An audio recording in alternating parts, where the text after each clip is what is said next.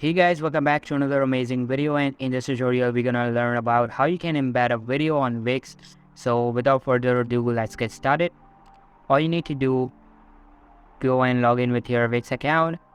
Once you're at the dashboard, you're gonna, in the left menu, you're gonna click on Site and Apps, and over here you're gonna click on Edit Site, and the classic Wix editor will be opened.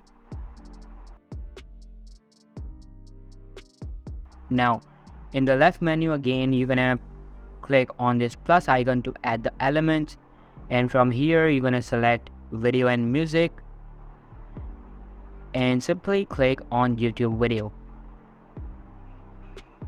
So you can see and drag it over here. Now, if you want to change the YouTube video, click on change video. Now there are two ways to change the video. Either you can search it from here,